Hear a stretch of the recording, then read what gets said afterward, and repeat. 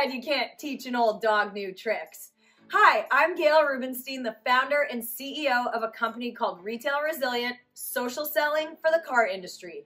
And we help auto dealers, auto agencies, and vendors in the auto industry sell more cars, service more cars, and make more money using our social selling strategy. That includes TikTok, Instagram, Facebook, LinkedIn, and anything else you can think of. So if you're looking to invest thousands and make millions, we're definitely the social selling company for you. Like I said, who said you can't teach an old dog new tricks? If you run a service drive, you know these days first impressions matter. But when your advisors are tied up with inbound phone calls, they tend to neglect their other, more important duties.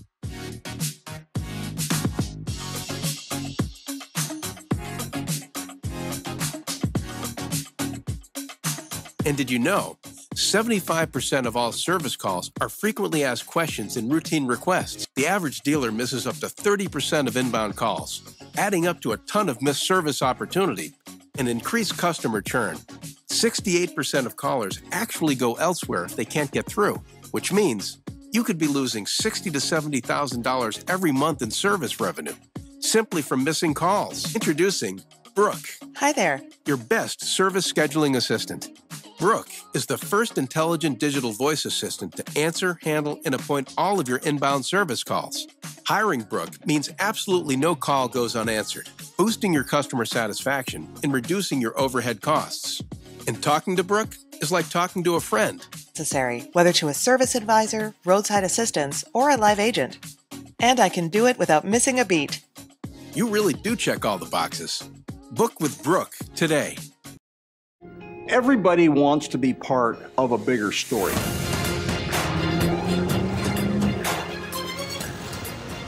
We're a small company, but we're going to change the whole industry.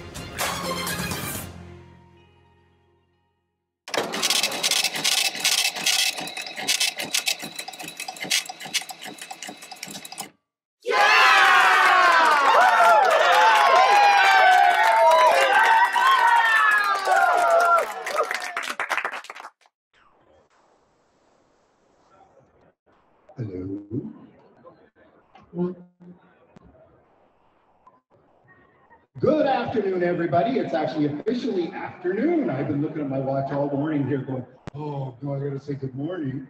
So we're awake and we're here in the North Hall of the NADA, or NADA, as people talk about. And 2022, where we're live and we're seeing people. We're not doing this, covered our faces with masks, and God willing, we can keep doing that. Welcome to the Auto Hub Show from the Poly booth here at NADA, and we're here interviewing a very good friend of mine who I just met like 8 minutes ago, but about 2 years ago we met, and I've been telling everybody that, oh, you're not 4 inches tall. Everybody knew I tell it to. You are taller than you are sitting down. Thank you. Thank you very much. For me, like, I think that's one of the blessings of the pandemic, that the reach got farther. Yes. We may not have met. We would never have met. We would be, what's a guy from Vancouver, Canada, do meeting an HR person in Sarasota, Florida? That's right. And of course, time to introduce her. This is Sandy Zanino, who is a HR automotive guru. That's like a capital G. She is from Sarasota, Florida, as I told you. And Sandy, please introduce yourself like we do in the show and tell everybody about yourself.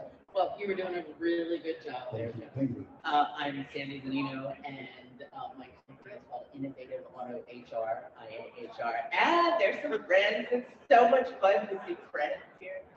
And I help dealers protect their profits through compliance, training, culture building, and I'm also a diversity, equity, and inclusion consultant as well. You know, every time I go to say that, I get tongue-tied. Diverse, but I can't say it. Well, you can shorten it and just say DEI. DEI?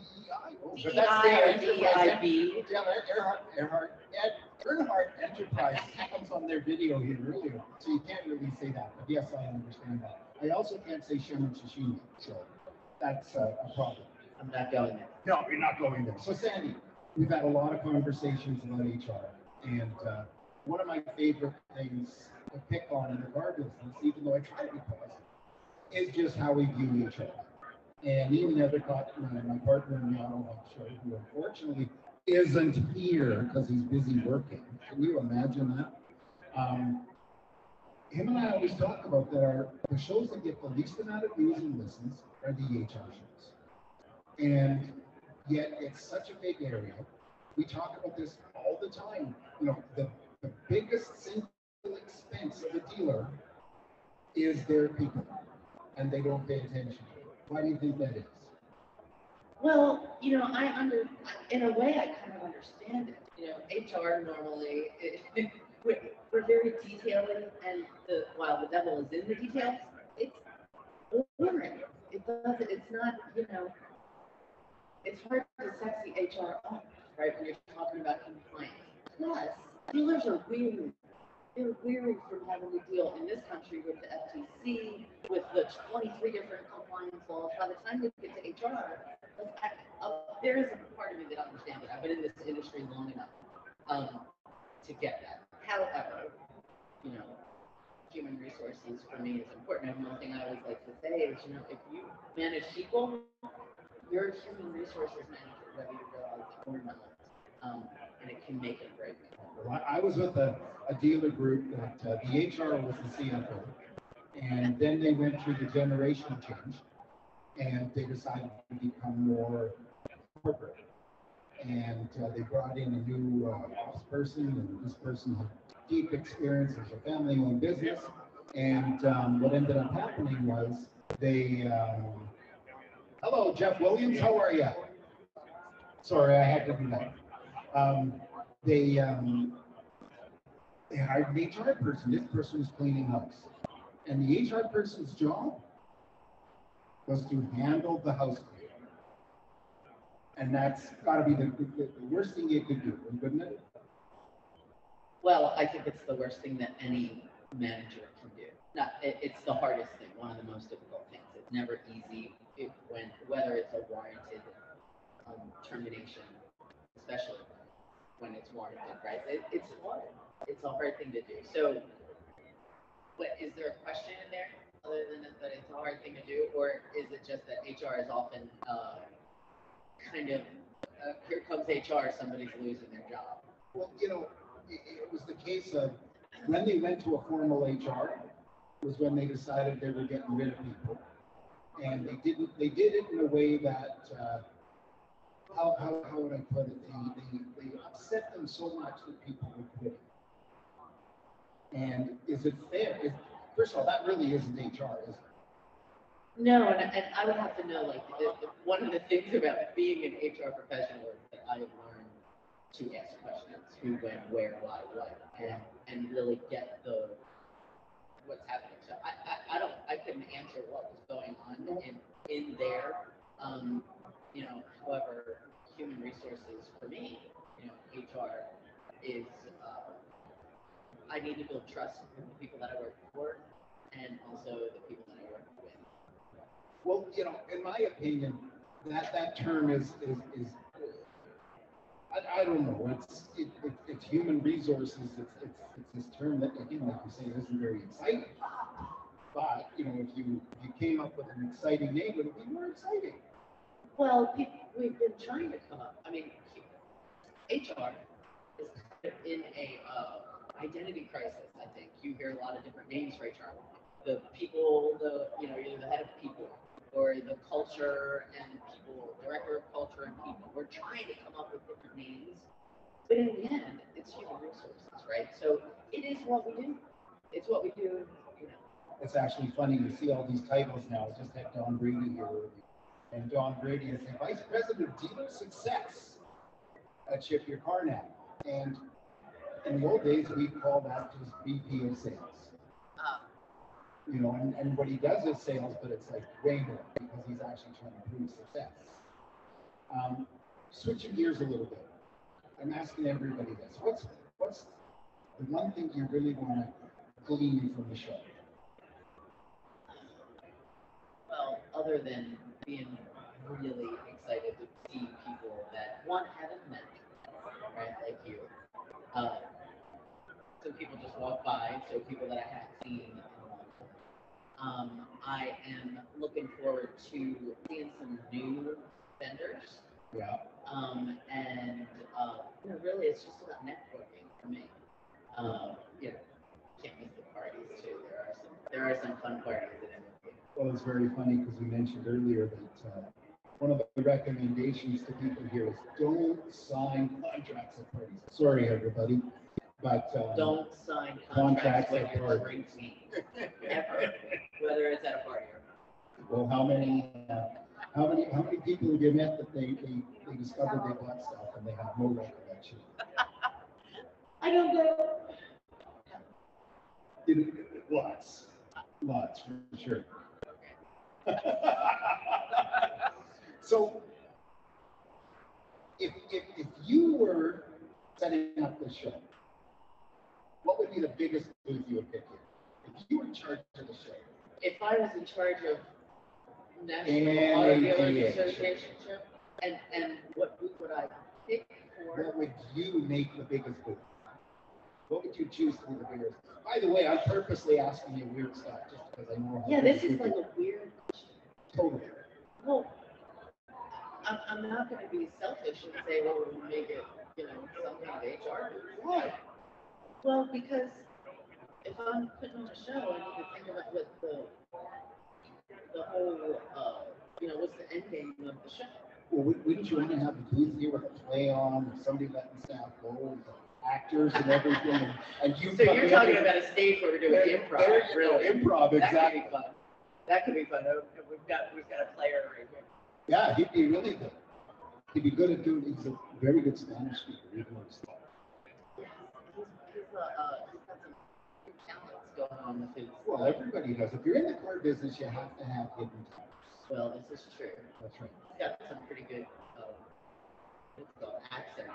Oh, exactly. You wouldn't know that he's natural Scottish accent. Exactly. To Texas. What?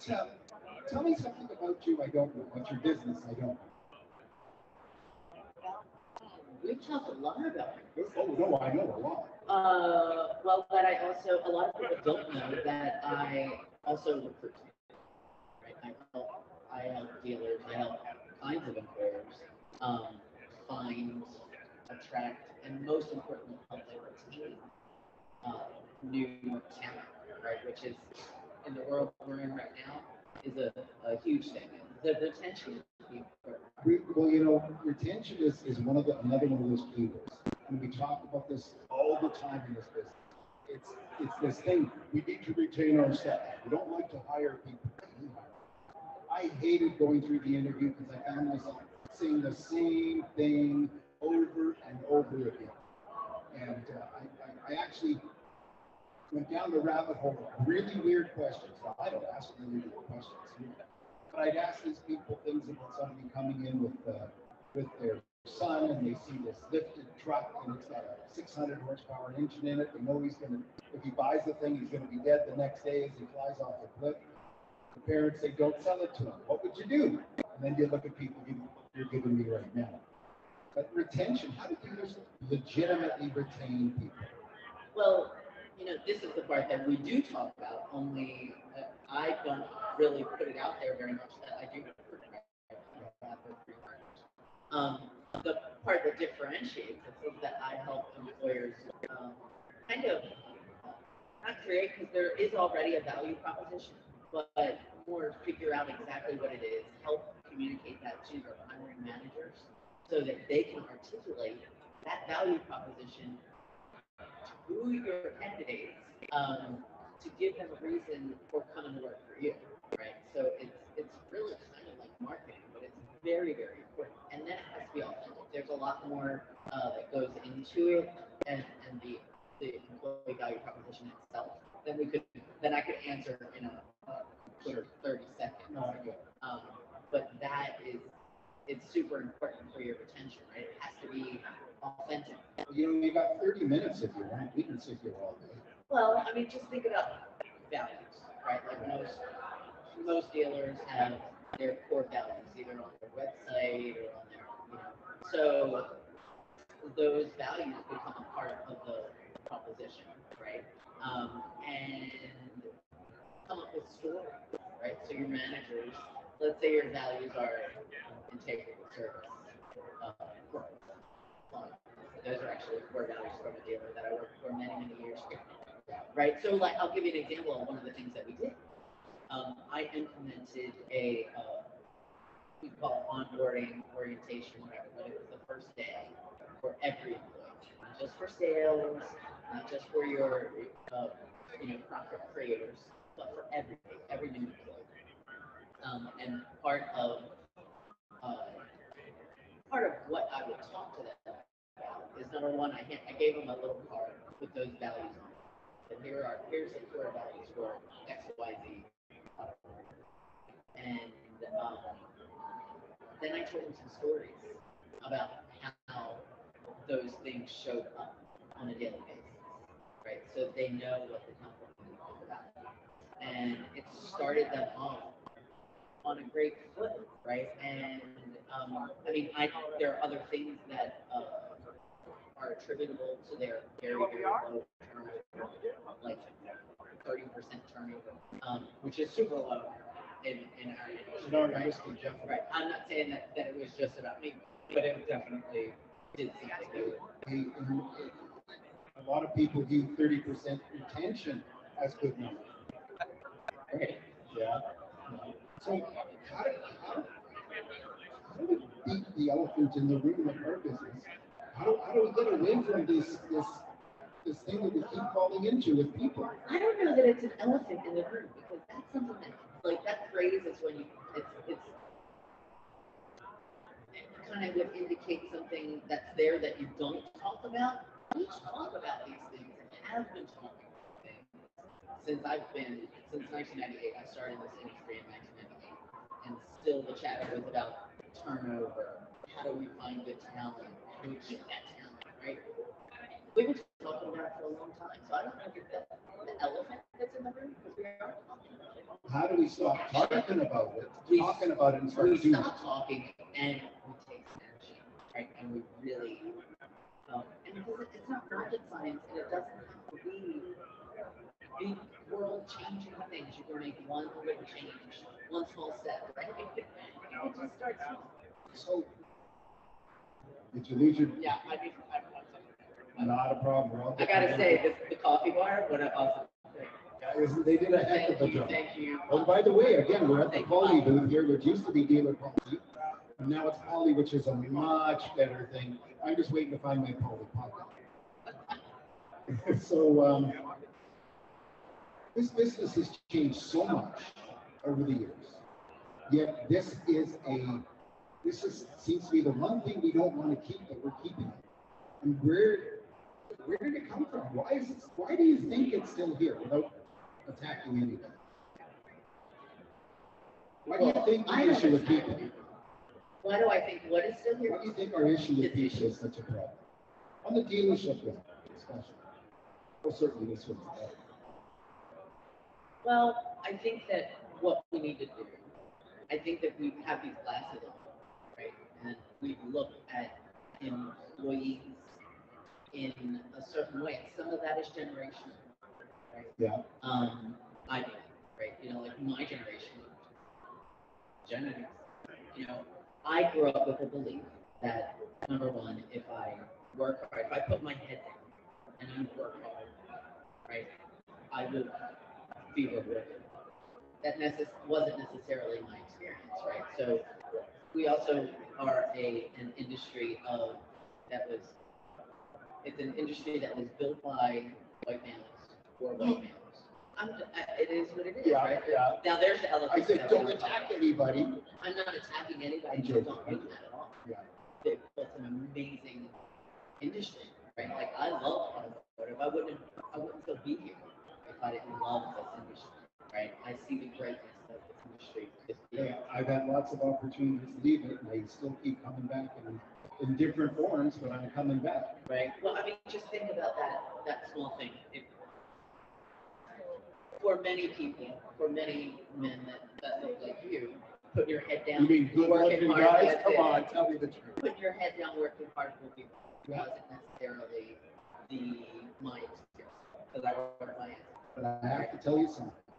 It isn't necessarily true because, you know, I came from you work hard.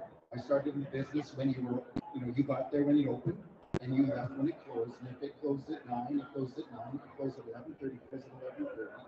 And I saw and I experienced many people that came in that say, yeah, you know, we're going to go a different direction. Thanks very much, bye. And I've seen a great deal of experience. Well, that's where I was heading actually, like that generational thought of, you know, on time is late, right? Like get there early, be ready to work, get there, just do what you're told. Don't make any waves. Don't do what I do what I say. Or well, that's an aspect too, Yes. right? That's more, to me, that's more of a leadership thing, right? The way I think about work. So when we look at the generations that are entering our workforce today, you know, Gen Z is a great big generation that's entering the workforce. Yeah. Millennials are a huge generation. They are the largest cohort in the workforce, and these two generations will make up. I'd have to look it up right now, but it's going to be like 70 to 75% of the workforce. Right? They want something different. They think about work differently than Well, and the fact is that many of these people that I read, you know better than me, is they're not looking to be in one job, forget one employer, one job for their life. Well, They it's want to do a interesting. whole bunch of other things. That's interesting. Like when I was just talking to about recruiting job that I was doing. I sent a resume and job number. I'm like, wait a minute, that's not job jumping. We're talking about 20 years with 5 jobs, right? Which means, yeah. So, but Pardon me a second. That's your we need to change how we think, right? Like my 20 year, more than 20 years, I had 2 jobs, right? Like I'm the perfect candidate. Like I have staying power. I'm there. However, moving, if you're not moving up, right, people are going to move.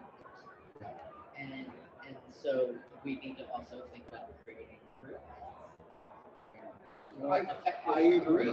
You know, and it's Meaningful career paths. and it's funny. This business is very hard for that because there's not a lot of, you know, if you take a salesperson, you take a tech, and first of all, a technician, they train their whole lives to that point to fix cars, and it's a little tough for them to move up.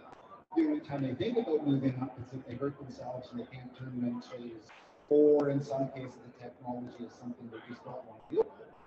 But when you get that age group, that's a big challenge for us because we have only, in my opinion, we have 2 groups of people. We have the 20-year people and we have the 1-year people. And you know, it's a case of, well, you know what they do with the 1 year, they had 1 year here, they had 1 year there.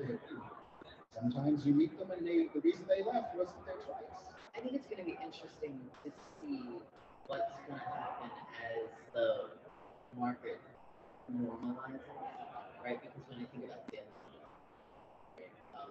and I've actually talked to a couple of the others who they have new salespeople new to the industry, and they're just so much money, and so they don't know what they're doing. Right, and I'm not going to go into that part of it, but what will happen? You know, will there be a great resignation coming up from those people who we have trouble attracting people to our industry? It's not all about money. So I think that's going to be put to the test. Although tied up with money is success. If you brought into the business, you're not trained the skills, because I do believe talent isn't something that can't be trained. And I tried to hire people with talent and hopefully build that talent and train it. But when they hire a body that comes in because they now have openings, and that person just stands there and takes a call, and the first person that they get a hold of buys a car. And they only have the green one in with the red interior, and they buy it. They get 10% of MSRP. They pull down this huge commission. They sell a Corolla and they get $1,000 commission. And then all of a sudden they start getting cars in. And now they have to start competing. We've had a couple people on the show, it's dealers that are scared witless about what their salespeople are going to do, what their teams are going to do as inventory builds up. And then they're going to have to pivot from, well, you can put your name in, or here's that one, but it's 10 grand over MSRP, to what do I have to do to earn your business? So, you know, that's, I don't think we're going to have a great resignation. I'm afraid we're going to have a great jumping the ship, be it resignations or something else. I'm not sure what word. Exodus is what you're. Oh, Exodus! I like that. I never thought about that. You know, I would if I had a client who was talking to me about that, I would probably recommend that they start being open with their sale about their fears. Like here's what's on there. You know, if these are new people, they don't understand our industry. It's like normal. They have no idea. So, and then they discover. So they've been sold, right? You know, they need to understand. You know, here's here's how you're gonna make money going forward. Right? Like here's your simple pay plan. Pay plan for another thing. Oh my gosh! Well, that's a whole other. Here's your pay plan that you can understand, that your neighbor who's never worked in car business can understand. Yes. That's what. Well, we all think, well, that's paying commission. And that's the thing you hear about the new generations, Gen Z.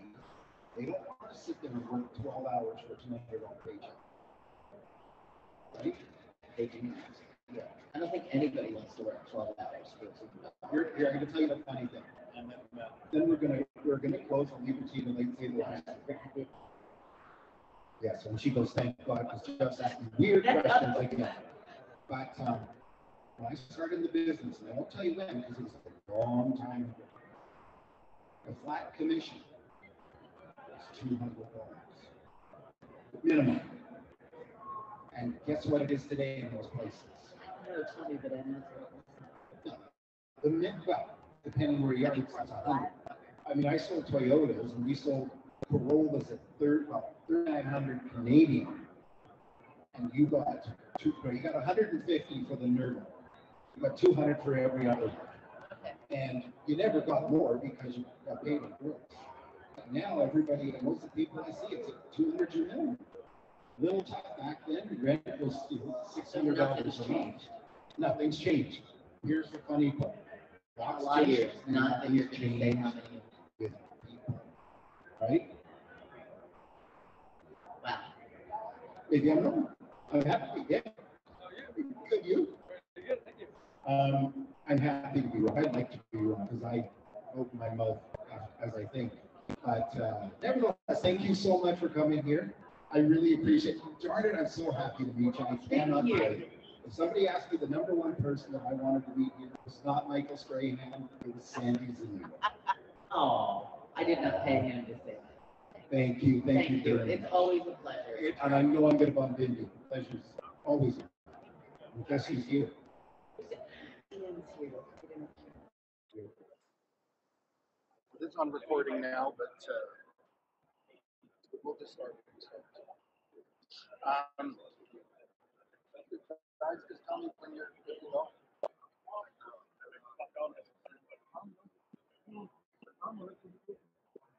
Good morning, everybody, and welcome to NADA 2022 at the lovely Poly booth, formerly, we don't tell that old name. And I've got Jeff Polo from the Auto Hub Show coming to you from the Great White North, actually here in Vegas. And I have two gentlemen who I've heard a lot about, just met today, and two totally different people you could meet from totally different sides of the business enjoying NADA. First of all, we have John Brady from Ship Your Car Now, and Peter Caruso from Vision AST and all sorts of other stuff. And gentlemen, please say hi, say a little bit to everybody here, and welcome. Well, I'll start. Sorry. I'm Don Brady. I'm the Vice President of Dealer Success for Ship Your Car Now, and I'm very excited about being out here at NADA, meeting a lot of friends, and reuniting with a lot of friends for NADA. Very excited about the show. Jeff, and I'm Pete Carrison with Vision AST. We're an analytics reporting platform and automotive and power sports. It's great to see everyone in person again, that's for sure. Thanks for having me. Yeah, it's a little different down here. And down here, you're a lot more open than we are up at home, and we're opening, but it's a little interesting there. You see people, you go, oh, I know that face. I don't know those eyes anymore. But Don, what's the number one thing that you're looking to get out of the show, other than a lot of business? And you know you're going to get way more business. Well, I'm actually, as crazy as it may sound, is I'm not out here to ask for business. I'm actually out here literally just to see my friends and what I consider family from social media, and obviously expand on the relationships. I mean, that's really what I'm after, is relationships, and ultimately business happens. If you take care of people, and it just comes around and takes care of you too. Sure. I actually had somebody tell me that had been to earlier ones, their dealer, and he says he gets home, and 2 weeks later, the CFO comes to him and says, "What is this? I mean, asked us to pay for something." And he goes, I don't know. And then he's got the sales manager comes to him and says, "What is this platform? I got these two guys showing up to do an install." And so of course they show up. What about yourself, Peter? What's your number one takeaway you want to have here? It's a relationship thing. I've talked to a lot of people all day long on the phone. It seems every time we meet with friends. In fact, the first two meetings today were, why aren't we doing more business? Why am I not giving you more business? And when you come to these events, you reconnect and you fully advance. So just a lot of facing that. Well, it's definitely about relationships. I don't know how many people that I met who discovered that they're actually big taller than 4 inches. Because of course, when you happen on the street, and then you walk up and you go, as you walk by them, you go, and then everybody goes and looks at the name tag. And John, so you built this great presence. You and I were talking earlier about becoming an internet celebrity. And, I actually do hear that Wayne Newton's going to be standing over there and asking you to be on stage with him today.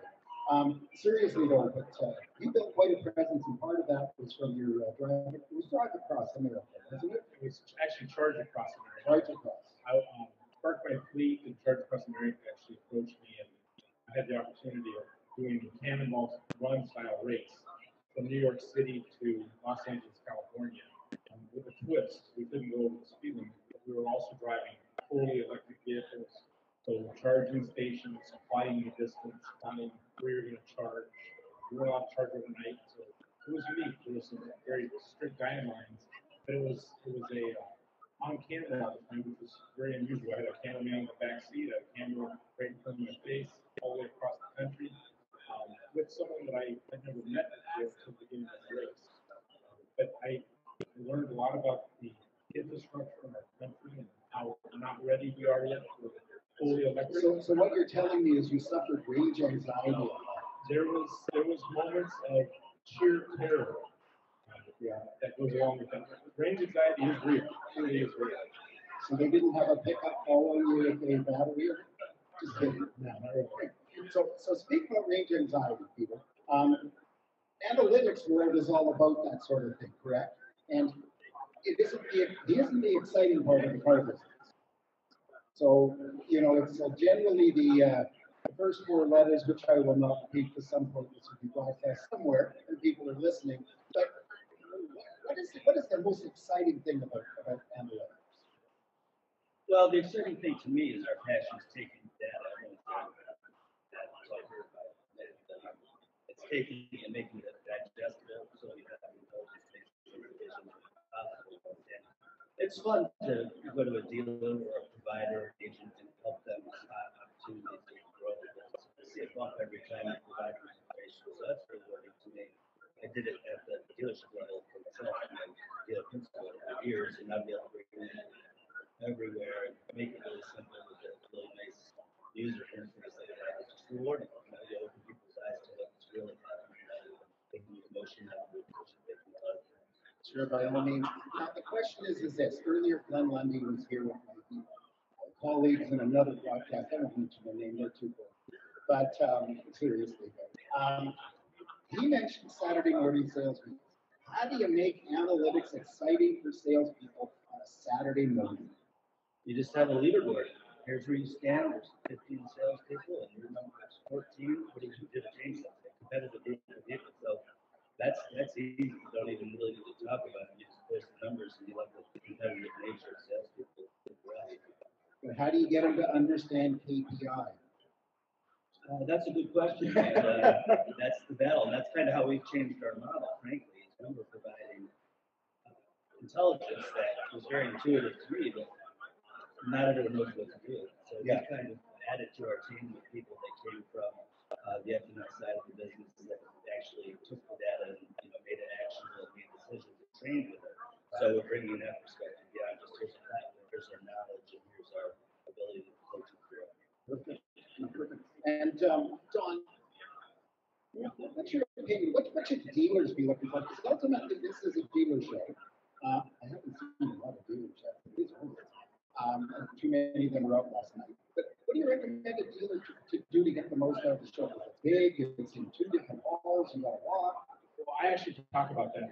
When I think about it, as I have my general manager hat on. I used to come to these shows as representative of the dealer. It's tremendous. It's overwhelming. What my recommendation is, this is going to probably go against a lot of what people out here are wanting to do. I don't know that I would recommend signing any contracts. We're actually really, the idea is spend the time with the booths that you're interested in what they're offering. Really truly listen to it. Maybe hit it once and then walk around and come back and hit it again. And then take the time to digest what you're looking at. So I know in my role, I have obviously Don Brady Consulting Inc. and then I've got the Vice President of Dealer Success now. And what I do for dealers is everybody's talking about Carvana and Rowan. I actually can help our dealers become Carvana or Rowan. I give them the shipping button on their cars. The customers can push a button and get an instant quote to ship the car from the dealership to their house. And I don't charge the dealer anything.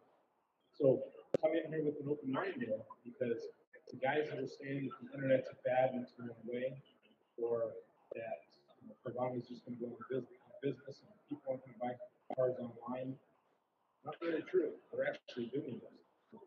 Well, that it's very funny. I'm surprised. It's a great term. I'm surprised, but so many people are saying the same thing you just said. The internet's going to go away. Maybe they didn't think of what we went through. What's the same thing? Same question for you. What's your recommendation for a dealer here? Because of course, all of us are ex-dealers. We're trying to figure out why we love it so much. We are excellence, but what's your recommendation? Yeah, I think if you find yourself roaming around a lot, so I always think look at your stores, your dealership. What are our primary needs? How do you find solutions for 2 of our biggest challenges, and then try to find something new that you can exist to focus on 2, maybe 3 needs you need to address. Spend your time there, and then you're going to stumble across something new. Don't try to see everything. Well, we have a lot of trainers in this business, and they train from all sorts of.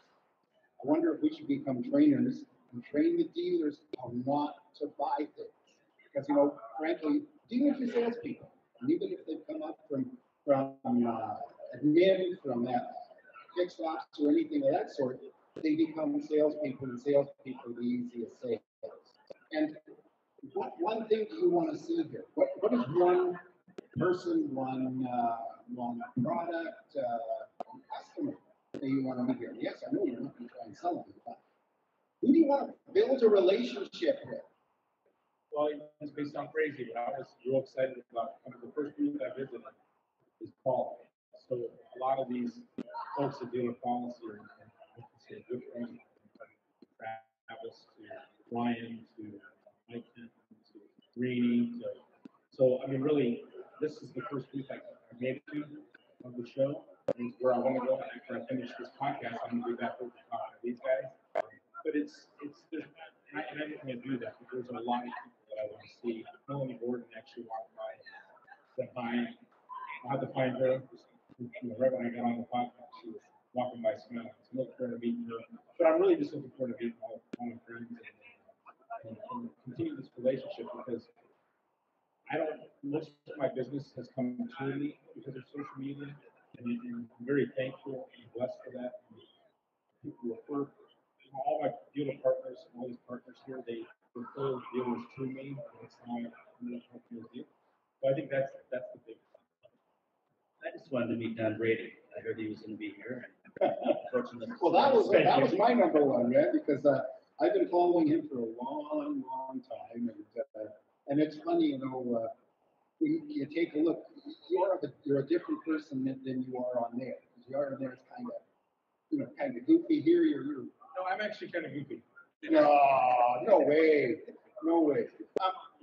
So you mentioned, very interesting. You mentioned Melanie, and Melanie and yourself, and so many people here that we can actually throw these names on and become celebrities.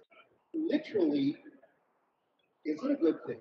Now, I know it's good for your business, but would it be good for you? If we got you on there doing TikToks and stuff, and I don't know about that, but what is it about that, in your opinion?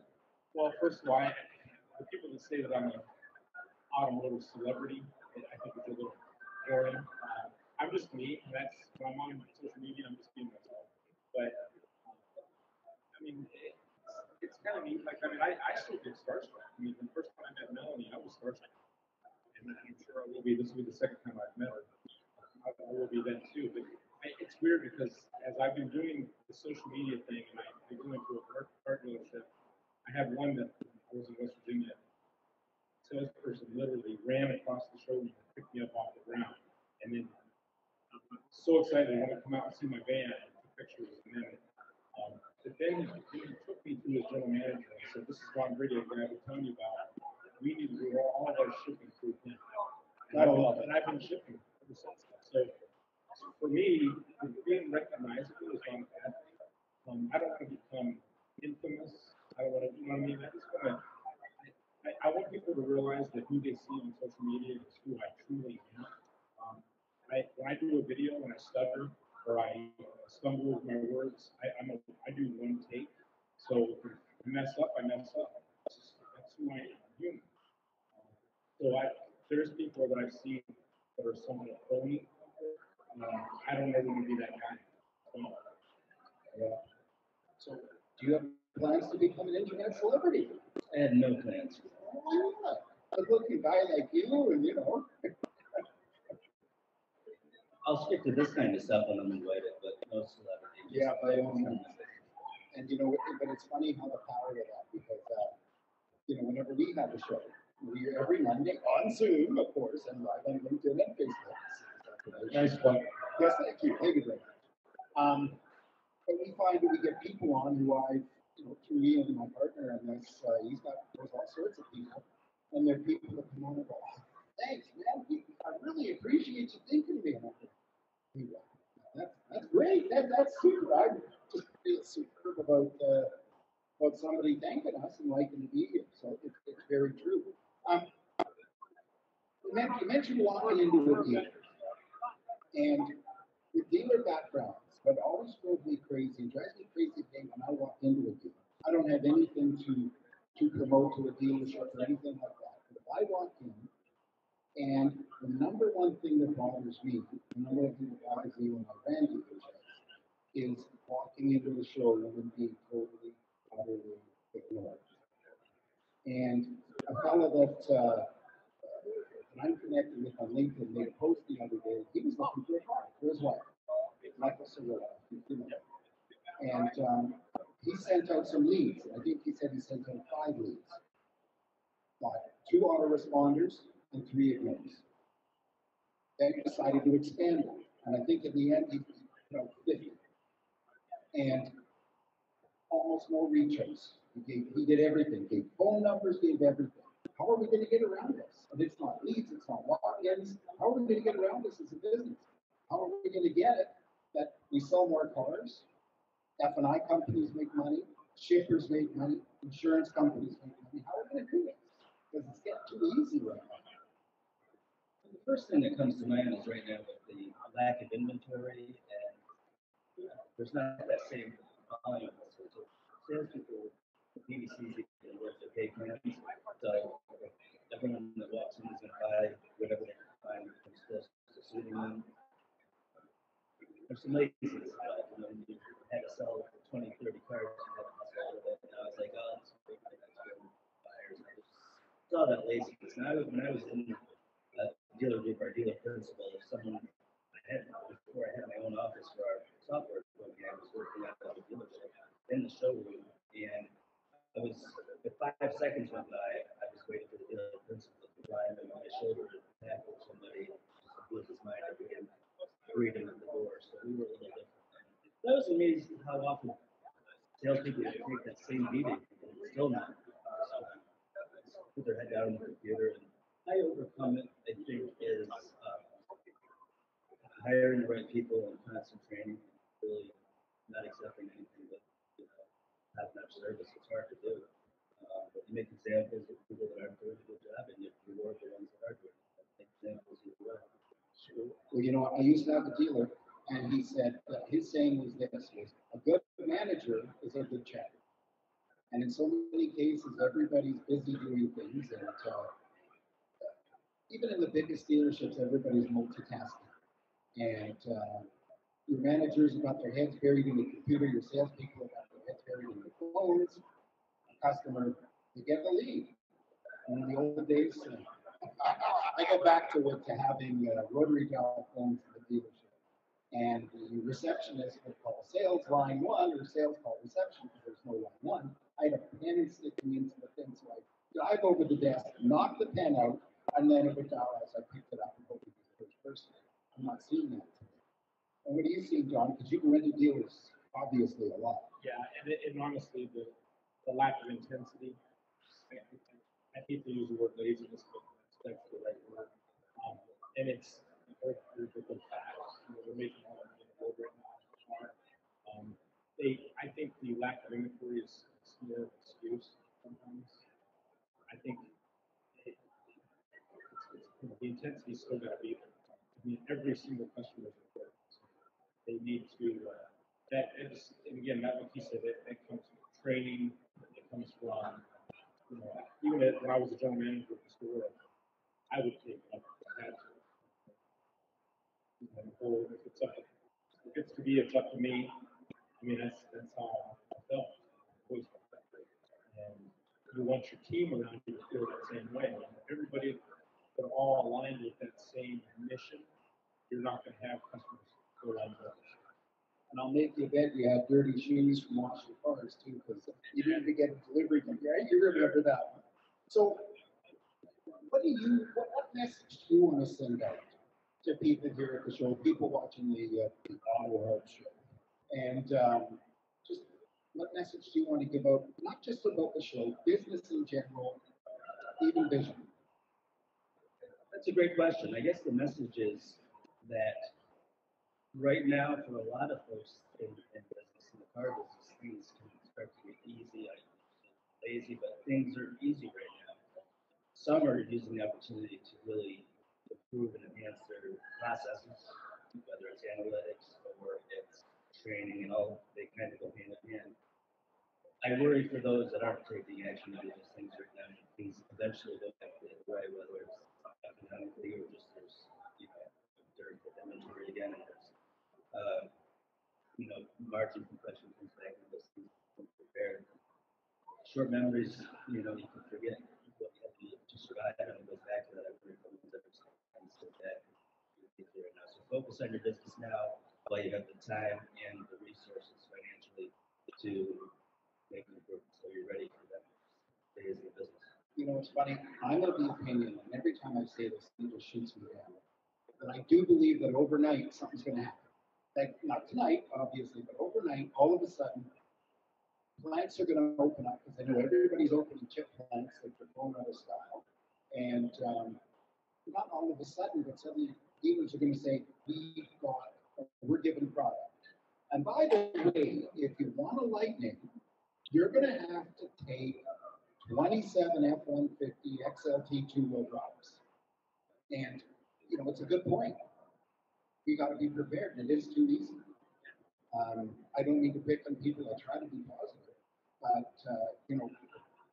every time you do this, I know Ian but he tried to buy a car, and boy, oh boy, it took him, a car guy, it took him a year to buy a car because people weren't bothered with it, and they knew him. They knew him personally. Don, what about yourself? What big thing you want to see here for people, for recommendations for the show? Well, what I want to say is to your audience and everybody out there is, I want to first of all say thank you to everybody that's referred anybody to me. I'd love to continue that. I'd love to help all of you with your businesses if I can. And as far as the show, again, we talked about be real positive, be open-minded, meet as many people out there as you can. Really look at what their businesses are offering the dealerships, because there's a lot of neat concepts here. I think we're going to find. Again, just don't be closed-minded, because I think closed-minded are going to get left behind. Well, you're right. There's so much stuff here. Like I walked around yesterday. I've only been here today other than I've been great. It's intimidating. Like there's some places you walk in, and if I was a dealer, I would turn and walk away because it's like, man, this is a nice group. They got some good stuff. How do they afford it? and John, actually, you mentioned referrals. So, what would you say to the dealership to teach them about referrals? Because we all talk about salespeople. We all talk. Hey, there's Melanie. Hello, Melanie. Don was just saying how much he likes you, how he has to come and visit you, and he admires you, and he thinks you're the nicest person on the earth. Hey, Melanie, come here. Come on. Well, she told me she was going to give me a hug, so I might as well do it on a live podcast. Oh, there we go. This is live. Exactly. So good to see you. Melanie Borton, everybody. Live at NADA, the Auto Hub Show. So getting back to the boring stuff, now that we have, a nice interlude, you build your business on referrals. Right. And, I know that I sat down with salespeople, you've done it until you're blue in the face. Ask for a referral. Deliver a car. Do you like how I treated you? Great. Do you know anybody looking? Oh, you don't? Okay. Bye. Actually, what I would say not to do is don't hand your customer 35 business cards. Because I guarantee you they're going to get lost or they're going to throw away. What I believe is stay in contact. And I think video is the way to do it. Send a video, thank you after they've got the store. I think video is everything. I mean, the reason I've risen to Fame, your yeah, I famous. hate that, right? Because I'm not. Honestly, it's just again, it's me. So I do those videos. I stutter, I stumble, sometimes I don't know what I'm going to say next, and it's just who I am. So back in the late '90s, early 2000s, when I was selling cars, I had a flip phone, and I don't remember the grainy videos that you would send with those, but I was doing that. Oh, no, I never saw those. I've only been around long enough for that. But I was sending out videos, and really just all I was saying is, hi, I'm Don Brady. I was introducing myself, and I might have a car behind me that they were interested in from an internet lead. And when it came to the store, it was different because they would walk in and they would walk up to me and say, hi, Don, thank you so much for sending that video. So after they left, then I sent them a video thanking them. And I think that memory was better than even a handwritten thank you card, which they should also do. And what's really impressive is if you did it on a flip phone, it took them 45 seconds to 2 minutes to download that video. Yes, so you had to make it short. I think it was 15 to 25 seconds is what I would try to do. What I love about social media is I'm memorable. It's not about being. I'm not famous. I'm memorable. So as I walk around the show and I keep saying hi Don, hi Don, hi Don, it's because I'm memorable. I'm not a celebrity. Melanie Gordon, she's probably a celebrity. She's a big time celebrity. She's reached that status. I haven't, and maybe one day I will. But if I do, what they're going to get at the end of the day is the same humble Don Brady that they saw 2 years ago. Well, I don't know if you get picked for the drive the $2 million electric car down through Germany, and you're going to be doing it with I don't know, Schwarzenegger. I think you might change. I would fit in the car. I would probably go. I would do that. Who would turn that down? So Peter, as we're slowly wrapping up here, you're obviously a vendor here, and you got to be. And how do you make yourself stand out from everybody else? Because there probably isn't any other analytics company here. There's probably no other tech companies here. So, there's nobody to compete against. But actually, it's funny. I really believe the car business, especially with companies like Tesla, Rivian, is less about cars and more about tech. And how many of these would you almost experience if that car runs out of battery? There's nothing. You can't even shift it into neutral to push it off the road, can you? It's not quite as easy. It's not quite as easy. So sorry, Peter. How do you stand out? How do you get your message across? And not, your product. And honestly, I don't know your product. I've heard it's super awesome. But how does one go about doing that? It's, again, I was talking about relationships, so it's done. It's like, there's flashing everything out there. It goes well beyond the platform. It's what backs the platform. Remaining nimble as a company, and the knowledge of people that we bring on board, and we're very careful what positions what they can bring value with their knowledge of the industry, sharing that knowledge. And it's not always a consulting fee or we charge this for an hour on what screen share. It's we're going to back what we offer with our knowledge and support and be a partner. That takes time to develop that. The business is one that way stays. That's kind of how we're growing organically. And it's very true because the business, while turning very techy, is also turning into real business. And we're losing the days of the second and third generation dealer. And we've been with Chevy for 112 years. And when this show was about stuff you can touch, stuff you can feel. Not about numbers. Right next to us is the Kurt Reynolds Bandit truck. Like, how awesome is that? But it's definitely not the car business. So thank you.